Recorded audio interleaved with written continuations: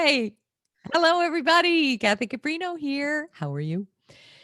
I'm not sure when this is coming to you, a few weeks from when we're sitting here doing it, but I hope you're feeling brave and I hope you're feeling confident and that you are tackling the challenges that are in front of you. And there are many, let's face it, we're not in a challenge free world, we're not in a bubble. So we are going to be I'm so thrilled to have our guest, Eric Termuende. And Eric's been on before. And I tell you, I keep bringing up to him that the comments he's made to me in the show and beyond reverberate very, very strongly and help me. And I know the same is going to be for you. And we're going to be talking about the 1-degree shift that will help you change your future. So, Eric, thank you again for coming. And I understand you've had a little surgery over here in the mouth. Yeah. Listen, before we get into it, I just want to say thanks for having me back. Pleasure, Eric.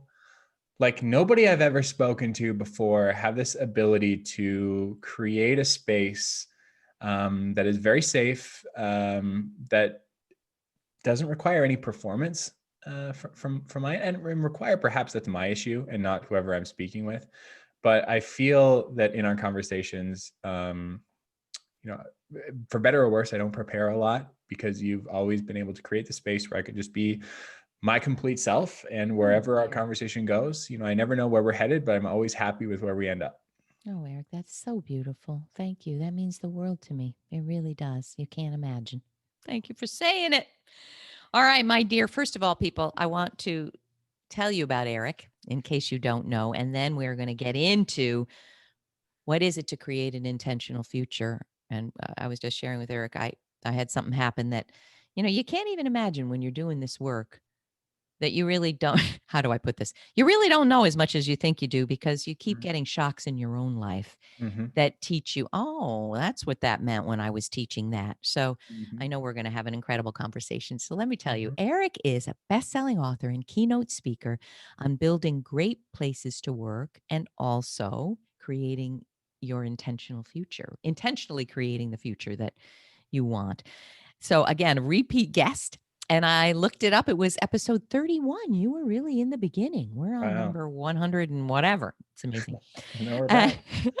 And already you talked to us about creating the future of work, but you're joining here to talk about how we navigate uncertainty. We should have had you on in March, and building an intentional future. So thank you again, Eric. Now let's just dig in here. You talk about creating an intentional future, and we can guess what that means. But can you dive in and tell us what do we mean? Look, if we go back to episode 30, which 31, I think 31. Yeah, if we went back to 31, here we are in the hundreds. Neither of us would have predicted what has happened in the time span of those 100-odd episodes, right? The future is impossible to predict. And the future, the way that I see it, is either something that you default to, it's something that you drive into an autopilot and you sort of go with the tides and the currents and you see wherever life takes you, or it's something that you can actually build by design, by constantly reevaluating what success is and by making these 1-degree shifts, which in my terminology is the smallest viable change, kind of like your minimum viable product for any of you startup folks who are looking to get your product out there. This is similar, but it's your smallest viable change. What's that small little intricate tweak you can make to reduce the friction in your life? Now, when this comes out, we may or may not have a new president. Things politically are going to be wildly different or very much the same. I don't think it's up for either of us to maybe necessarily talk politics on the podcast today, but the fact remains that we don't know what the next couple of months are going to look like. Undoubtedly, though, there will be friction in our lives that we're trying to reduce and we're trying to minimize. We want to live that sort of frictionless flow state that a lot of us talk about. And to do so, I think we have to identify where that friction is coming from and ultimately make the smallest viable change over and over again to reduce it. I love this. Now let's dig in because, I mentioned something to you and I can't get into all the details, but I want your help with this. I couldn't agree more. And I use different language that it's the micro step, that brave micro step that when you do it, you think if I can do that, I can do anything, or it just, but can I dig in with you? And we didn't prep on this. So if it puts you on the spot, I'm sorry. But what I was sharing with you is, let's put it this way. I'm Mm-hmm. in a commitment and an arrangement that I've been in for 9 years. It Mm-hmm. did a lot for me in the beginning. It felt very constraining at the end. And Sure. I was aware of that. Mm-hmm. I feel constrained. I feel that I can't really be my whole self. Yeah. I got that. Mm-hmm. What happens to so many people, I think, is that for a myriad of reasons, we don't make the change you're talking about. One, because I think we don't understand that it's causing so much friction. Sure. Or two, we might understand it and we're just too afraid to let go of all the parameters of it, Mm-hmm. whether that's a job or your big house or whatever, a Mm-hmm. contractual arrangement you have that's making you miserable. So, what I want to ask you is this: in my situation, I said I've had enough, and it was a Mm-hmm. breakdown moment. Like, I've had enough of Right. what you just did. And in letting go of this thing, I literally cried Mm. at the relief of it. Mm. And here, coach, therapist, former therapist, I hadn't realized how constraining this thing was. Mm-hmm. And immediately a day after, something fell in my lap that is so exciting that it's probably the most exciting thing I've done. And I think they're related. So, Mm. can I ask you, so we can really give practical strategies? Sure. Do you deal with people that kind of know something's bugging them, but they really don't recognize how much friction the thing is really causing? Does this Mm-hmm. make sense? That was a long story with a long question. In my research, I found that there are two things that people hate. Number one is change, and number two is the way things are. Which Hey, kind of puts us in a tough spot, right? oh, good We don't grief. want to change too much, but we can't stand still. And I found that in a situation like this, the issue that I believe, if I can generalize, and I don't really like to generalize too much, especially in a situation like this, because all of our happenings are unique, and how we deal with them and how we approach them are unique.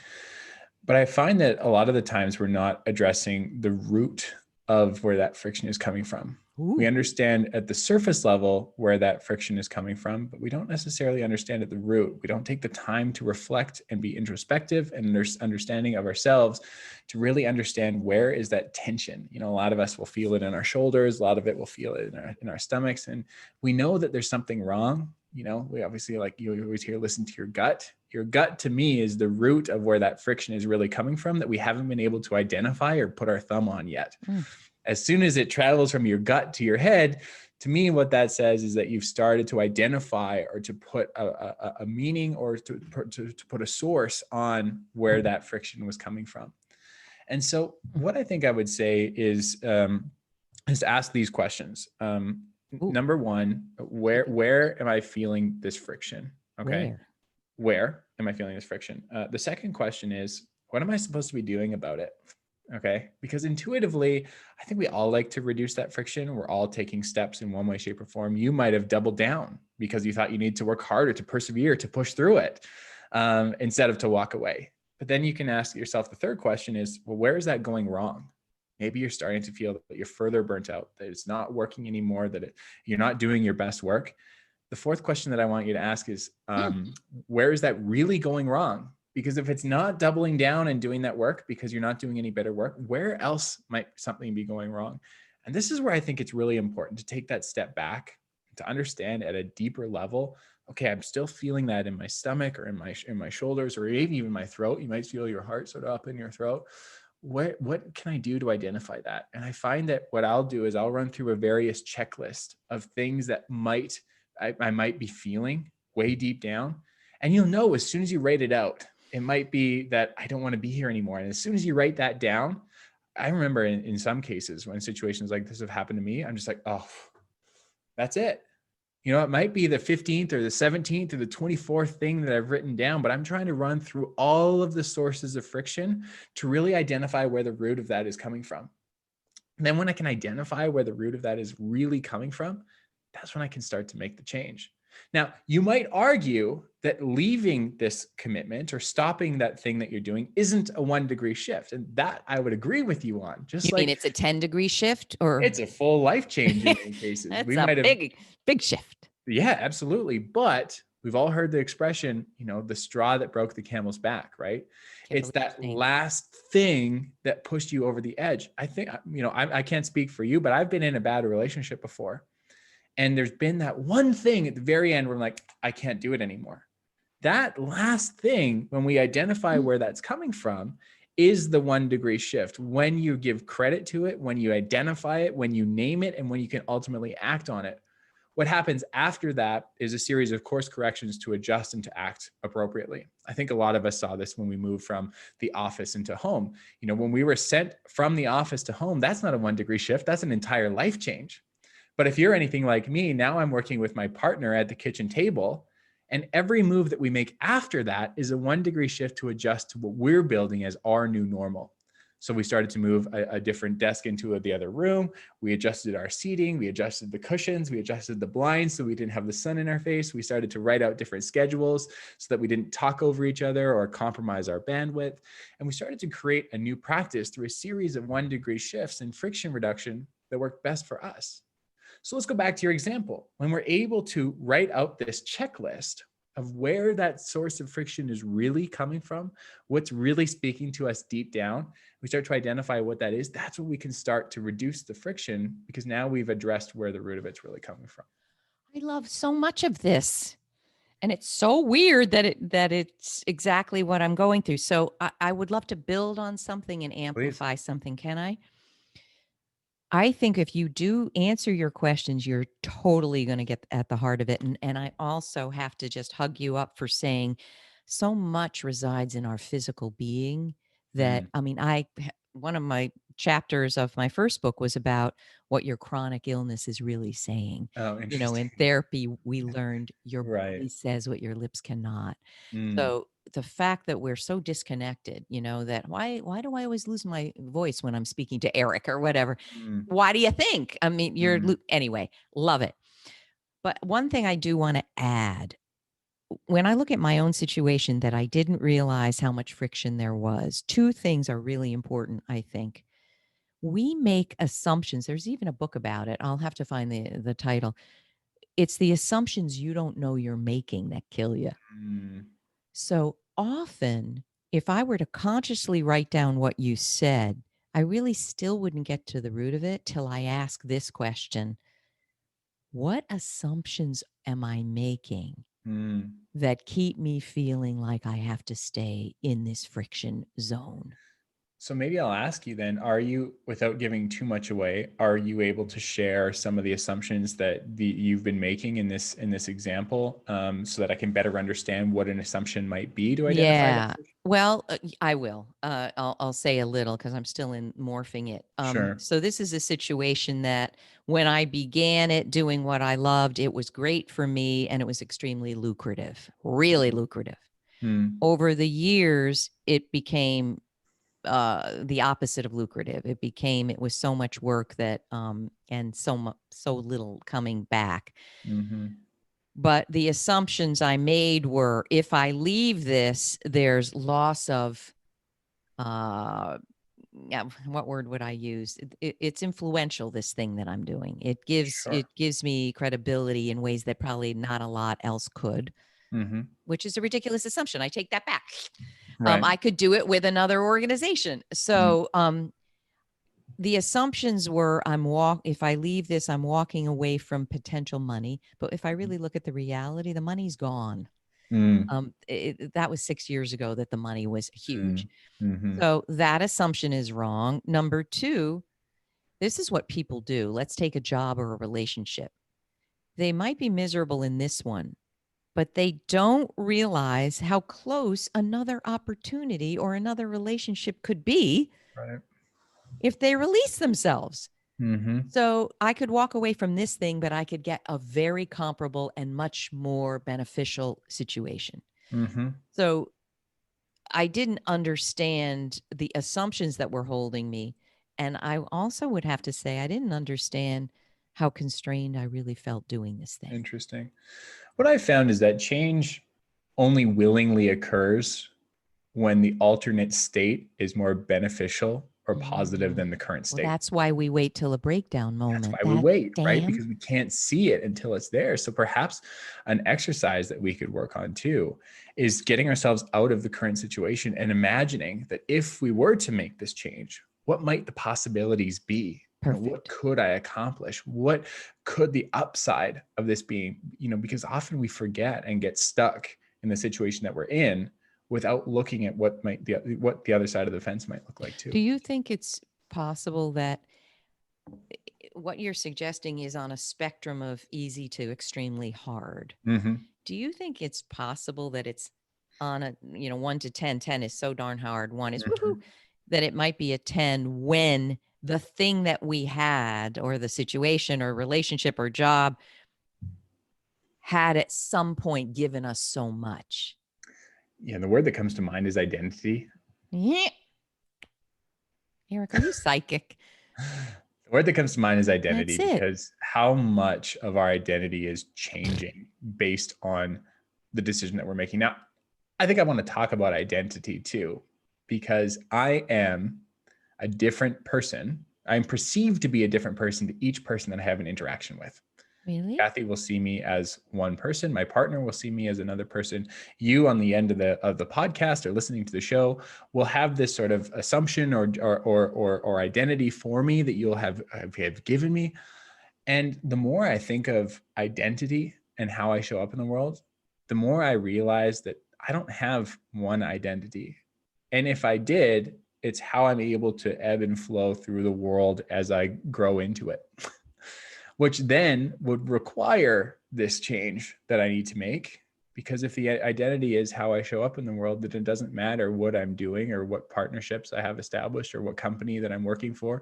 It is who I am, how I show up in the world, and how I treat people. And if I can maintain personal health, if I can maintain my introspection, my mental health, my physical health, I can treat the others around me to the best of my ability, then my identity will always be positive, regardless of the changes that I make along the way that ultimately best serve me. What a huge, that's a whole topic, podcast in and of itself. Can I understand what you mean? At first you said, I think you said there, I thought you said you have one identity in dealing with me, or my perception of you is one identity. Your partner's perception is another. Are you saying that actually there's one identity? It's, you were making a different point. I think that other people are going to see what they see based on their perception. But if we could build an identity that is as coherent and supportive of who we wish to be and who we can be, it's all going to be good. Is that basically what you're saying? I said at the start of our podcast, you create this space that I think gets your guests, I'm speaking from an audience of one here, to say stuff that they've never said before. So this isn't market tested. This is just what's coming to mind right now, given the situation, the conversation that we're having. But I've had this interesting relationship with the word identity and wondering how I show up in the world. But if I can keep as consistent and as positive as I can be, then how people interpret who I am is really up to them and not up to me. I love it. I'm going to say this, see what you think. And again, people, it's like Eric's over for dinner or a drink. We're just, we're focused. You said a word, consistent. I want to say something and see what you think. Sure. Honest to goodness, writing my book, The Most Powerful You, Eric, has made me have to be braver. And part of my identity is I am not going to write a thing that I don't do or try to do. I won't do it. I can't live with myself. So if I'm writing about communicating from fear, not strength, power gap number 2, I can't do it. I can't live with myself. So the book, who would have guessed? I mean, they do say we write what we need to learn. We teach what we need to learn. Absolutely. But I swear it's this writing of this book that has made me had to say things that are so difficult to say. So why I bring that up is I think I know a guy who writes about identity. He doesn't agree with me. He thinks it's formed and there it is. I feel like it's changing and shifting every other second. Mm-hmm. But there are things that create the bedrock of it. Mm-hmm. And that could be our values, our Mm-hmm. ethics, our ideals. So I would say, thank God my identity is not consistent with what it was 40 years ago. Amen. I What don't do you think it think? can be. I think the world changes too fast. I think that how you've grown, learned, developed, the pivots, the changes, the tweaks that you've made along the way, how you found yourself in the world that's changing so fast requires you to become the person that you are. I heard that authenticity isn't created, it's revealed, but it's revealed through a world that continues to pivot and change around us. I think that inherently some of those fundamental foundational building blocks, that is the Kathy in you, will remain consistent and constant. But the things that you do and how you show up and what brings you joy and what brings you fulfillment and satisfaction, you might not have known those things existed, 20 or 30 years ago. And I think that comes in the form of relationships. I think that comes in the form of career opportunities. I think that comes in the form of health and physical wellness. You might have discovered, I heard that, what is it? Like pickleball, the sport, it's just absolutely exploding in the United States right now and in Canada too. I didn't know that sport existed a year and a half ago. And because I've started to play it, I was like, this is fantastic. Pickleball, for those who are curious, is like, what is it? It's played on a court half the size of a tennis court with a wiffle ball and a hard plastic racket. So it's short, it's fast. It's a mix between badminton and tennis, I guess is probably the best. What a blast. I'm a tennis player. That Exactly. sounds so And I didn't fun. know. But the point remains is that how we show up in the world and what we do, it inevitably is going to change based on what we learn and discover about the environment around us. It has to. I love it. Can I give an example and see what people think? Oh, Please. I can't see what you think till you write me about it. We're about to have an election here. You're in Canada. Lucky you. Mm-hmm. I am a liberal. Everybody knows that who listens to me. I'm a feminist. I'm a liberal. Mm-hmm. One thing this has made me do, the divisiveness in our country, is I can either go down the rabbit hole of being angry and rageful and hateful Mm-hmm. of everyone who doesn't see it my way, or I can listen, shut up and listen. Mm-hmm. And so I have purposefully not put out anything political about my views, because that's not the place on social media. I don't want to do it. But yesterday I put out a piece on masculinity, reinventing masculinity. Okay. Oh, and it was Trump versus Biden. What they're demonstrating about masculinity. It was not political. Right. It was about masculinity. I loved it. Ed Frauenheim, I think we pronounce his name. He's coming on the podcast. He's the co-author of Reinventing Masculinity.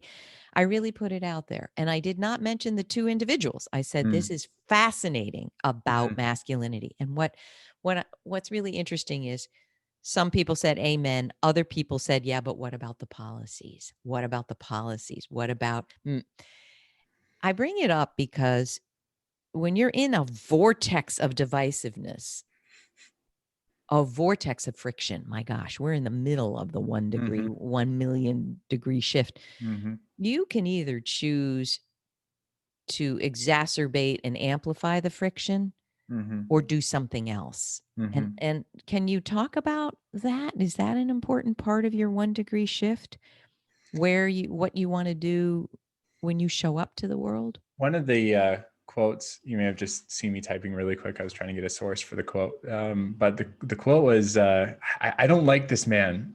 I better get to know him better. Right. Which is Abraham Lincoln quote. Come on. He was so brilliant. And I think, if recent documentaries. Can you repeat that, please? Say it slowly, please. Abraham Lincoln's quote, I don't like that man. I must get to know him better. Oh my gosh. I found that whether I like to admit it or not, have done this in the speaking space too. I've seen speakers that I didn't like, and I realized that disdain from them came from my jealousy of where they were at and how well they were doing. Now we've talked about this. That's so honest. This doesn't mean that I want to be them. It means I really admire the success and the happiness that they've created through their career path that I want as well. That you perceive. I mean, we don't Perceive, even know this poor exactly. schmuck. Thank you for that. Thank you for that.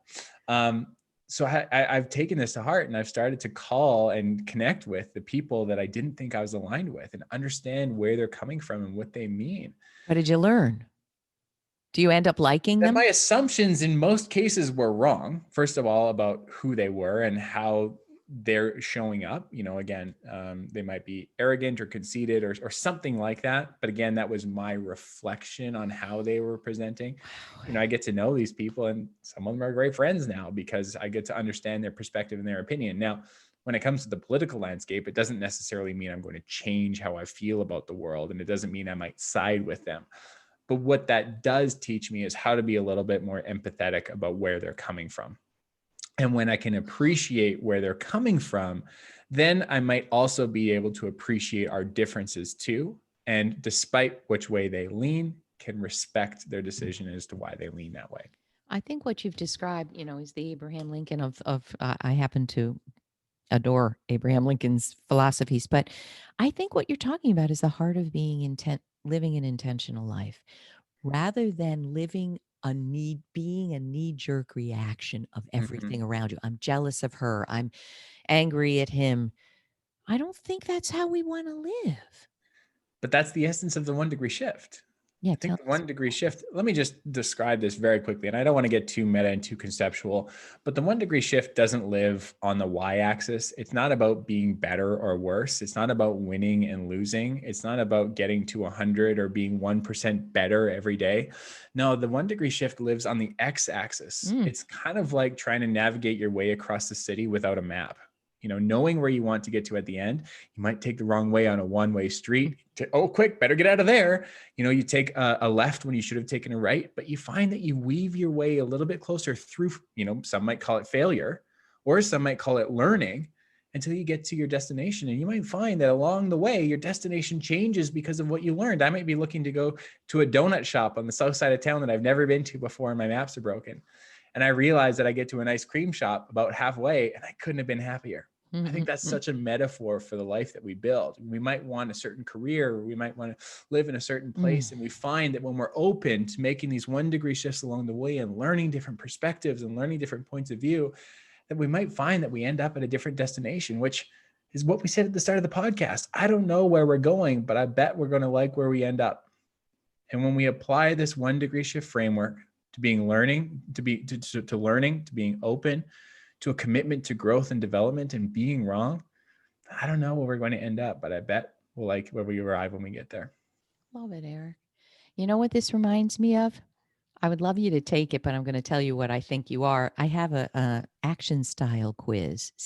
And what I started to see working with so many people was there are 6 particular action styles, preferential styles that one, help us or motivate us to achieve a particular goal. And number 2, the style through which we're going to achieve it. You are a seeker. There's 6 styles: the striver, seeker, pacer, challenger, researcher, and advocator.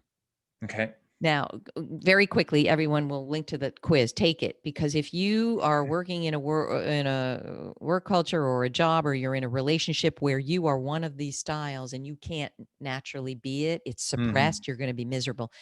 But we look at the metaphor was you're going to drive from New York to San Francisco. Sure. The striver's all about doing it and checking it off. I did it. And this is when I'm doing it, and this is who I'm going with. I'm going with Eric, and we're doing it, right? The seeker might not even end up in San Francisco. Right. Ends up in Santa Fe. It's about the experience and learning and growing, right? And you can guess what the challenger, researcher, advocator all are. Sure. But what about 95% say to me is, oh my gosh, I see that I have to be a striver. It's got to be check the mark that I did what really I'm something else. I'm a pacer, I'm a seeker, I'm a challenger. So what you described, I mean, I'm pretty sure you're a seeker, and you probably have been. Were you ever a striver, that it had to be about, I got to get the goal, I got to accomplish? the y-axis? I think that, well, I think sure, because I think society teaches us that we have to do certain things and accomplish certain things in order to be, I'll put in air quotes for those who are listening, successful. Right. And we talked about this last time. Watch it. I won't get into it, but success to you might be different than success to me. Right. Someone listening might strive for the white picket fence, a son, daughter, an SUV, a dog, a cat, and a goldfish. And, I might not want that. We've got people who are taught that you're supposed to marry a different sex. That's not how we're supposed to. Here's what I'm trying to say. There's no supposed to anymore. And because we can't predict the future, because we can't see what tomorrow is going to bring, I think we're all seekers, whether we like it or not, because we might have a perceived destination in mind until life throws an inevitable curveball at us to some varying degree that we have to navigate. I love what you're saying, but people will hear this and say, yes, there are a lot of supposed to's, and I don't agree with you. So, we're sitting here saying we respect all views here. We respect your right to have your view. I would like to believe there are not supposed to's. Being a woman, there are more supposed to's. Well, no, that's not true either. So let me say this, and there was a time where Black people were supposed to sit at the back of the bus. Right. There was a time where women weren't supposed to vote. There was a time where you were supposed to marry the opposite sex. There were a lot of supposed to's until there weren't. And I think the more that we break through the mold of yesterday to live a life that ultimately allows us to be successful in our own right, the better off we'll be. I agree with you, Eric. I do. I want to say one thing because it came up. I was talking to my son who's 23, and when I talk to my family members, my friends, a lot of people use the word "I'm behind" now because of the pandemic.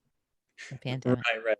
I'm behind. In these poor. I have family members who their college years are what a S show. An S show.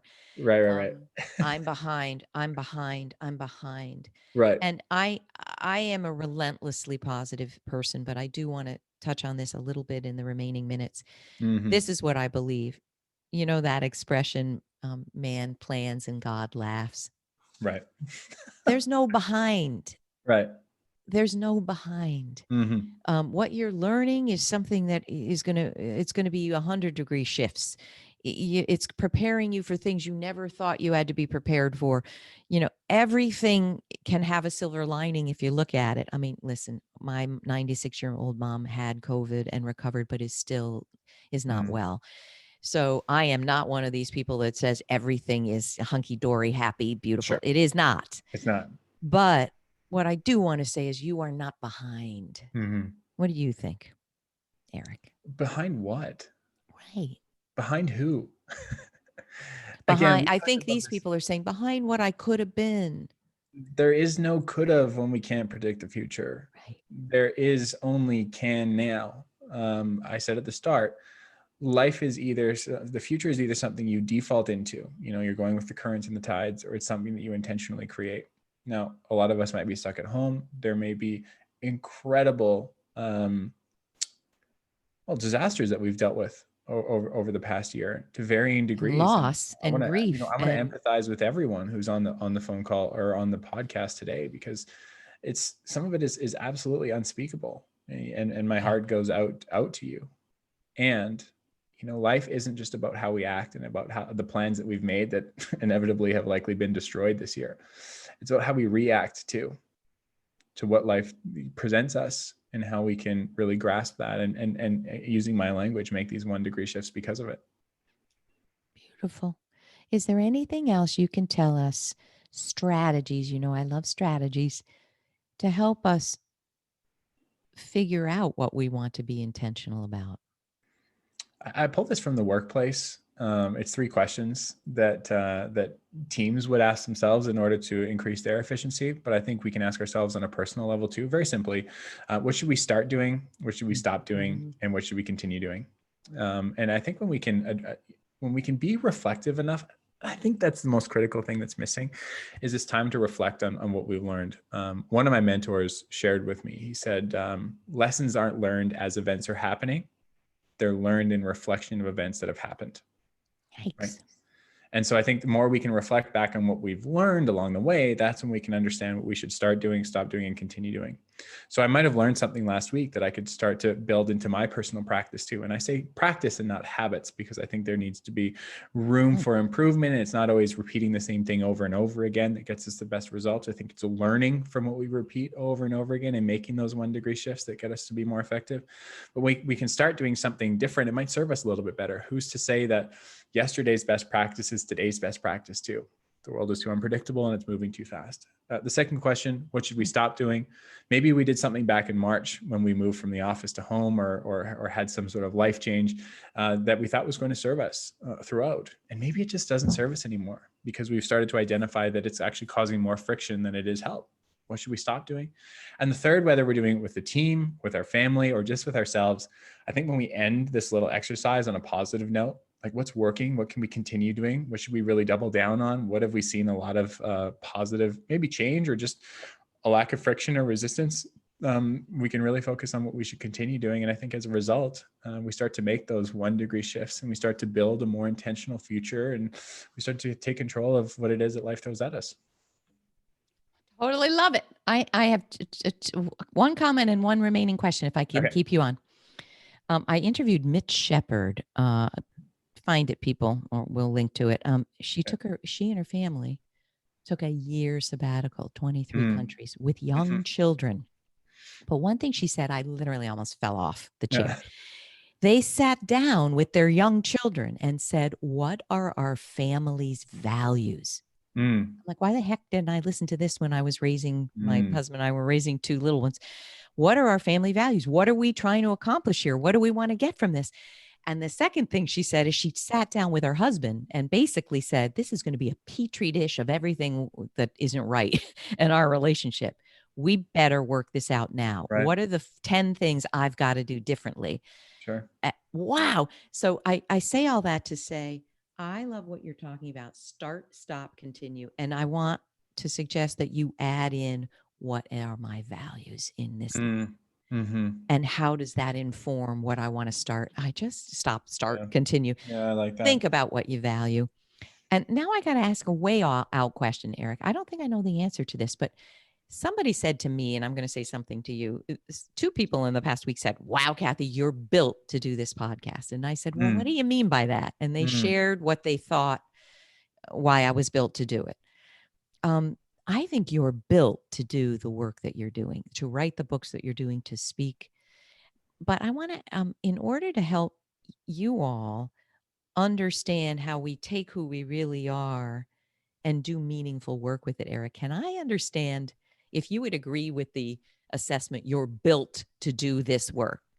I mean, even the way your mind works, I can see it. I can see, I say something, you're talking and you're looking up a link. I mean, you're so fast moving, brilliant, curious, inquisitive, demanding in terms of your own thought leadership. Is there anything in your childhood and your early life? Because I'm always talking when people come to me and say, what do I do with my career? I don't know even what I'm good at. I often say, go back to who you were, what you were amazing at. Was there any sign that you would be doing this kind of work and having these kinds of conversations when you were little? I know I never asked you this before. You've never asked me this before, and I've never been asked this before. Never? Nope. I mean, first of all, I take what you say as a compliment. So thank you. It tells me I'm in the right space. So thank you for that. It feels like the right space, but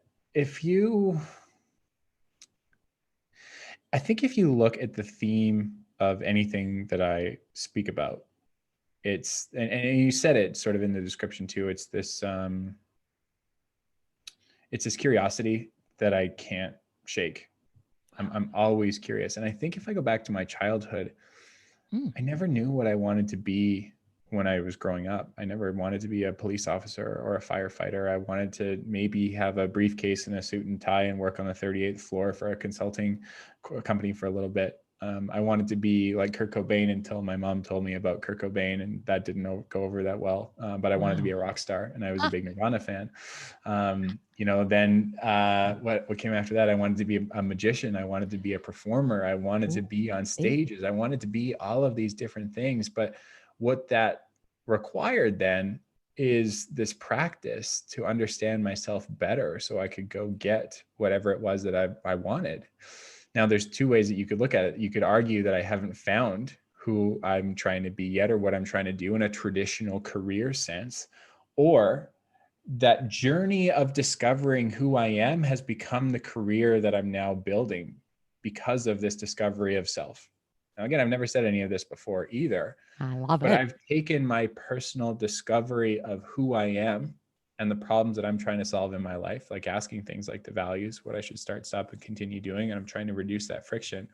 And really what I'm doing is I'm projecting it all over the world so that people could go on their own journey of self-discovery with me and going through some of the steps that I'm taking along the way. You couldn't say it any better, in my view. And this may not perfectly apply, but you're doing what I think many inspired people do, is turn their mess into a message. Ooh, I wish I had said that. I wish I had created. I don't know where I got that. Yours doesn't sound like a mess. My life was a bit of a mess, my corporate life. And I definitely am turning my mess into a message. But I think some of the most fulfilled, rewarded, driven, but excited people are taking their dilemmas and perhaps they're half a step ahead of someone else, maybe not, but they're taking their challenges and dilemmas and bringing new solutions to the table for themselves. And it's joyful for them to offer them to others. Does that sound right? Yeah, absolutely. I've come to realize that when you try and be everything to everyone, you end up being nothing to anyone. And so I don't need the world to share my problems. I just need a few people to empathize and to relate with them. And I don't need that, but a lot of us are on this discovery for better, for more authentic, for more genuine, for just, to better understand who we are and how we fit in the world. And, I'm trying to help that on an organizational level. I'm trying to help that on a personal level, and, really doing it for me too. Oh, Eric, you are very inspiring. So where can people hire you, hear you speak? I mean, who wouldn't, if you're running a team, who wouldn't want Eric to come in and have these discussions? I appreciate that. It's been the busiest time of my life. Actually, we've done 15 events in the last month or two. Great companies like Dell and IBM and Zoom and TD. It's been a wonderful experience. If anyone's looking to get in touch, LinkedIn, I'm there, but my personal website is just erictermuende.com. I would say those would be the best two. I don't want to send people all over the internet. And your books, you have 2 books, don't you? The second one is on its way. It's a work in progress, but taking that advice that lessons are learned in reflection of events that have happened, not as they happen. I wanted to really digest these last 8 months to see what the true lessons came out, so that I could really reflect on those and not be too scrambly along the way. I wanted to be really, really solidly placed on the ground before I started to write about what's been happening, and not directly write about what's happening too, because I think it's so variable, but my experience in it. And you can look for the OneDegree Shift coming in the coming months. I'll promote it like mad. Everybody, I hope you found this as thought-provoking as I need to go back and listen to this. Sometimes, I think I do too. I really do.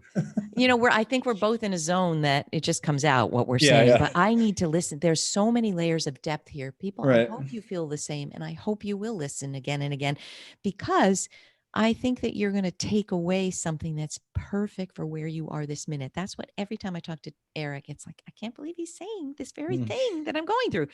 I hope that you feel that way. If you have questions, comments, where Eric lives, where I live, comment on wherever you see this: LinkedIn, Facebook, Twitter. I'm now on Instagram, which is kind of a fun thing. There you go. You have a big following on Instagram, don't you? I don't know. Pick your brain.